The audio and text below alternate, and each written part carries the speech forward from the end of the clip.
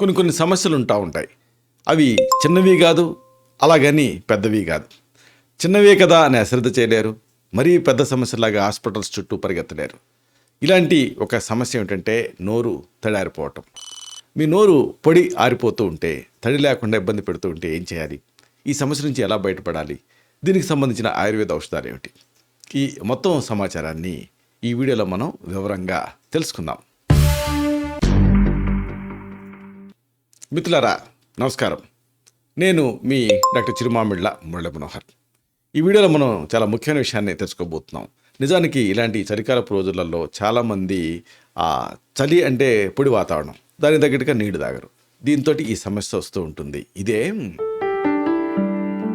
నోరు పొడి వారుతూ ఉండటం, అంటే తడి ఆరిపోయినప్పుడు ఆ సమస్య నుంచి ఎలా బయటపడాలి, దీన్ని మనం తెలుసుకోబోతున్నాం. దీనికి సంబంధించిన రెమెడీస్, అలాగే కారణాలు, అలాగే జాగ్రత్తలు, ఈ మొత్తం సమాచారాన్ని మనం తెలుసుకుందాం. ముందుగా అసలు ఈ సమస్య ఉన్నప్పుడు దీని నుంచి బయటపడేలాగా చేసేటువంటి చక్కని సురక్షితమైన ఆయుర్వేద ఔషధాలు ఉన్నాయి. ఈ ఆయుర్వేద ఔషధాల ప్రత్యేకత ఏమిటంటే ఇవి ఎలాంటి సైడ్ ఎఫెక్ట్స్ కలిగించకుండా ఈ సమస్య నుంచి మిమ్మల్ని బయటపడేలాగా చేస్తాయి. వీటిని ముందు మనం తెలుసుకుందాం. వీటిలో ముందుగా చెప్పుకోవాల్సింది త్రిఫలా చూర్ణం గురించి. కరక్కాయ, తానికాయ, ఉసిరికాయల కాంబినేషన్ని త్రిఫలా చూర్ణం అంటారు. వీటిలలో ఒక ప్రత్యేకత ఏమిటంటే ఉసిరి ఉంటుంది కదా, అది లాలాజలాన్ని స్టిమ్యులేట్ చేస్తుంది. కరక్కాయ ఇన్ఫెక్షన్స్ని తగ్గిస్తుంది. ఇలా ఈ మూడిటి కాంబినేషను డ్రై మౌత్ సిండ్రోమ్ నుంచి బయటపడేలాగా చేస్తుంది. దీన్ని మోతాదు 3 నుంచి 6 గ్రాములు, అంటే అర టీ స్పూన్ నుంచి 1 టీ స్పూన్ వరకు. దీన్ని పడుకునే ముందు గోరువెచ్చని నీళ్ళకి కలిపి తీసుకోవచ్చు, లేదా దీన్ని తేనెతో కూడా నాకొచ్చు. దీని త్రిఫల ప్రత్యేకత 3 దోషాలని సమతుల్యం చేస్తుంది.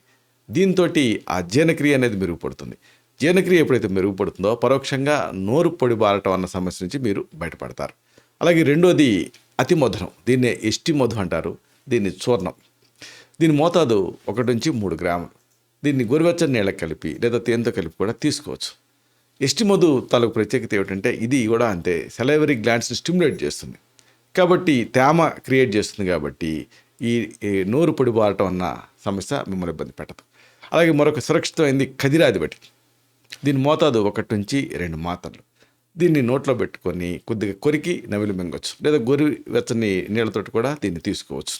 ఈ ఫార్ములేషన్ ప్రత్యేకంగా నోటి ఆరోగ్యాన్ని ఇంప్రూవ్ చేస్తుంది. దీంతో ఆ డ్రై మౌత్ అన్న సమస్య మిమ్మల్ని ఇబ్బంది పెట్టదు.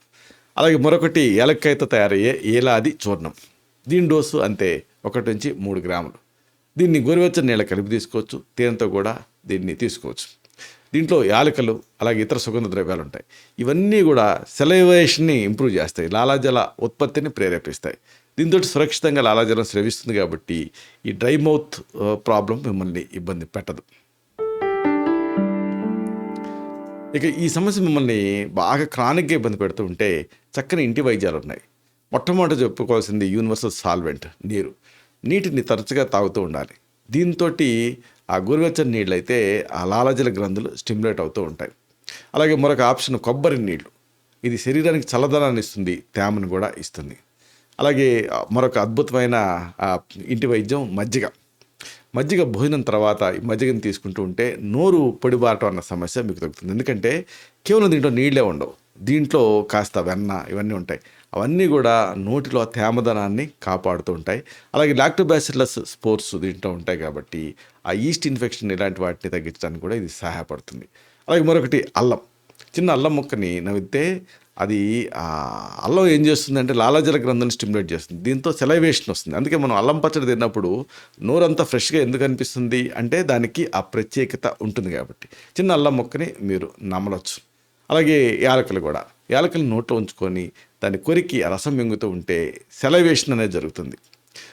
ఇవన్నీ ఒక ఎత్తు అయితే ఆయిల్ పుల్లింగ్, అంటే నువ్వుల నూనె లాంటిది తీసుకొని పుక్కిలించడం. నువ్వుల నూనె కానీ, లేదా ఆ మాటకు వస్తే కొబ్బరి నూనెతో కానీ పుక్కిలిస్తూ ఉంటే నోరంతా కూడా డ్రైనెస్ తగ్గుతుంది. దీంతో నోటి ఆరోగ్యం మెరుగుపడుతుంది, పొడిబాటు అన్న సమస్య తగ్గుతుంది. అయితే ఈ సందర్భంగా మీరు తెలుసుకోవాల్సినటువంటి కొన్ని ముఖ్యమైనటువంటి విషయాలు ఉన్నాయి ఈ డ్రై మౌత్కి సంబంధించి. మీకు తెలుసు లేదో, ఆందోళన, ఒత్తిడి, ఇవి మెయిన్గా ఈ డ్రై మౌత్కి కారణం అవుతూ ఉంటాయి. నోరు పొడి బారటానికి, తడారిపోవటానికి. చిన్న విషయానికి చాలామంది కంగారు పడుతూ ఉంటారు. అలాగే నిద్ర కొంతమందికి ఉండదు, ఇంకా ఏ పని చేయాలనిపించదు. ఇవన్నీ కూడా ఒత్తిడి లక్షణాలు. ఈ ఒత్తిడిలో ఆటోమేటిక్గా నోరు పొడి ఆరిపోతూ తడారిపోతూ ఉంటుంది. ఇలాంటి సందర్భాల్లో చాలా గందరగోళంగా కూడా ఫీల్ అవుతూ ఉంటారు. ఒత్తిడి కలిగినప్పుడు శరీరంలో చాలా మార్పులు వస్తూ ఉంటాయి. ముఖ్యంగా నోరు అనేది పొడిబారుతూ ఉంటుంది. ఇది మామూలుగా అనిపించే పరిస్థితి అయినప్పటికీ కూడా ఈ నోరు పొడిబారటానికి ఇంకా నిగూఢమైనటువంటి విషయాలు కూడా కారణం కింద ఉంటూ ఉంటాయి. ఆయుర్వేదం చెప్పేది ఇదే, సంక్షేపత క్రియాయుగో నిదానశిచ వర్జనం ఉంటుంది. అంటే నోరు పొడిబారటానికి కారణాలు ఏమిటి అనేది తెలుసుకోవాలి. మనం చెప్పుకున్నట్టుగా ఆందోళన, అలాగే ఇంకా ఒత్తిళ్ళు, ఇవన్నీ కూడా నోరు పొడిబారటానికి ముఖ్యమైనటువంటి కారణాలు. అలాగే ఒత్తిడికి కూడా ఈ ఆందోళన కారణమే. ఏదైనా విషయంలో ఆతృతగా ఉన్నప్పుడు శరీరం చాలా గందరగోళ పరిస్థితులకు వెళ్ళిపోతూ ఉంటుంది. ఏం జరుగుతున్నప్పుడు శరీరం కార్టిసాల్ లాంటి ఒత్తిడి హార్మోన్లని విడుదల చేస్తుంది. ఈ హార్మోన్లు ఏం చేస్తాయి, ఇవి లాలాజల గ్రంథులు మీద ఇది డైరెక్ట్గా దీని యాక్షన్ ఉంటుంది. అంటే లాలాజల ఉత్పత్తిని ఇవి స్టాప్ చేసేస్తాయి ఈ హార్మోన్ అనేది. దీంతో నోరు అనేది పొడిబారుతూ ఉంటుంది. అలాగే ఆందోళనగా ఉన్నప్పుడు దాన్ని తగ్గించడానికి వాడే ఆ మందుల కారణంగా కూడా నోరు పొడిబారిపోతూ ఉంటుంది. అంటే కొంతమంది యాంగ్జైటీని తగ్గించడానికి మందులు వాడతారు, దాంతో కూడా డ్రై మౌత్ వస్తూ ఉంటుంది. ఎందుకంటే ఈ మందుల్లో ఉండేటువంటి యాంటీ డిప్రెసెంట్స్ కానీ, యాంటీ యాంగ్జైటిక్ డ్రగ్స్ కానీ, లేదా యాంటీ సైకోటిక్ డ్రగ్స్ కానీ, ఇవన్నీ కూడా వీటితో కూడా నోరు పొడిబారుతూ ఉంటుంది. ఆందోళన, ఒత్తిడి ఇవన్నీ ఉన్నప్పుడు శరీరం ఎక్కువ ఆక్సిజన్ని తీసుకుంటుంది. ఇది హైపర్ వెంటిలేషన్కి దారితీస్తుంది. అప్పుడు ముక్కుకు బదులుగా నోటితోటి శ్వాస తీసుకుంటాం. అప్పుడు ఏం జరుగుతుంది, నోటి ద్వారా గాలి వెళ్తూ ఉంటుంది కదా, దీంతో నోటిలో తేమ ఆవిరవుతుంది. ఇప్పుడు మనం బట్టని గాలికి ఆరబెడితే ఆ బట్ట, తడి బట్ట ఎట్లా ఎండిపోతుందో అట్లా నోరు అంతా ఎండిపోతుంది. ఎందుకంటే నోటితో గాలి పీల్చుకున్నాం. ఎందుకు అంటే ఆందోళనగా ఉన్నాం. ఎందుకు ఆందోళనగా ఉన్నప్పుడు ఏం జరుగుతుంది, హైపర్ వెంటిలేషన్ ఉంటుంది. అంటే ఆక్సిజన్ అవసరం ఎక్కువ అవుతుంది. అంటే నోటితోటి గాలి పీల్చుకుంటాం. ఇదంతా కూడా ఒక ప్రాసెస్. కాబట్టి ఇలాంటి సందర్భాల్లో నోరు పొడిబారుతూ ఉంటుంది. ఆందోళన కూడా ఈ డీహైడ్రేషన్కి కారణం అవుతూ ఉంటుంది. ఈ పొడి నోరు ఉన్నప్పుడు అది తీవ్రంగా అయిపోయింది అనుకోండి, అప్పుడు ఏమవుతుంది, సమాంతరంగా చెమట కూడా ఎక్కువ పడుతూ ఉంటుంది. అంటే బాడీ కాంపెన్సేషన్ మెకానిజం. ఈ పరిస్థితుల్లో శరీరం నుంచి ద్రవాలు వెళ్ళిపోతూ ఉంటాయి. డీహైడ్రేషన్కి ఇది కారణం అవుతుంది. ఆందోళన, నోటి శుభ్రత అలవాటు సరిగ్గా లేకపోయినా కూడా అప్పుడు కూడా నోరు పొడిబారుతూ ఉంటుంది. కాబట్టి ఆతృత, ఆందోళన ఉన్నప్పుడు క్రమం తప్పకుండా బ్రష్ చేయటం, నోటి శుభ్రత పాటించడం, ఇవన్నీ కూడా ముఖ్యం. ఇక ఈ సమస్య మిమ్మల్ని ఇబ్బంది పెట్టకుండా ఉండాలంటే కొన్ని జాగ్రత్తలు తీసుకోవాలి. ప్రతిరోజు కూడా ధ్యానం, యోగా ఇలాంటి పద్ధతులు మీరు పాటిస్తే నోరు ఇబ్బంది పెట్టకుండా ఉంటుంది. డ్రై మౌత్ అనేది ఇబ్బంది పెట్టకుండా ఉంటుంది. ఆందోళనగా అనిపించినప్పుడు శ్వాసని లోపల నుంచి బయటికి పీల్చడం, అలాగే వదలటం, ఇలాంటివి చేస్తుండాలి. ముక్కుతో చేయాలి, నోటితో కాదు. దీంతో నోరు పొడిబారకుండా ఉంటుంది. ఇంకోటి, డీహైడ్రేషన్ కలగకుండా నీళ్ళని క్రమం తప్పకుండా రోజుకి కనీసం 3 లీటర్ల నీళ్లు తాగుతూ ఉండాలి. రోజుకి 2 సార్లు నోటి శుభ్రతను పాటించాలి. గార్గిలింగ్ ఇలాంటివి చేస్తూ ఉండాలి. అలాగే చక్కెర, పొలటి ఆహారాలు, పానీయాలు వీటిని తగ్గించేయండి. కొంతమంది ఆ టీ, కాఫీలు తాగుతూ ఉంటారు. దాంతో డీహైడ్రేషన్ ఎక్కువైపోతూ ఉంటుంది. అవడానికి ద్రవాహారాలు అయినప్పటికీ కూడా డీహైడ్రేషన్కి కారణమవుతాయి. అలాగే ఈ దంత సమస్యలు ఇవి కూడా ఎక్కువ అవుతుంటాయి. కాబట్టి అవి రాకుండా చూసుకోవాలి. మానసికంగా, శారీరకంగా ఆరోగ్యంగా ఉన్నప్పుడు అప్పుడు నోరు పొడిబారటం అన్న సమస్య ఇబ్బంది పెట్టకుండా ఉంటుంది. అలాగే ఇంకా దీంతో నోరు బాగుంటే మొత్తం శరీరం బాగుంటుంది. కాబట్టి నోటికి సంబంధించి జాగ్రత్తలు తీసుకోవటం అనేది చాలా అవసరం. ఇలాంటి మరిన్ని ఇన్ఫర్మేటివ్ వీడియోస్ కోసం ఈ ఛానల్ని సబ్స్క్రైబ్ చేసుకోండి. అలాగే ఈ వీడియోలు అప్లోడ్ అవడంతోనే ఆ విషయం మీకు తెలియాలనుకుంటే బెల్ బటన్ క్లిక్ చేయండి. అప్పుడు మీకు ఒక నోటిఫికేషన్ వస్తుంది. ఆ నోటిఫికేషన్ మీరు క్లిక్ చేస్తే ఆ వీడియోని మిస్ కాకుండా చూడగలుగుతారు.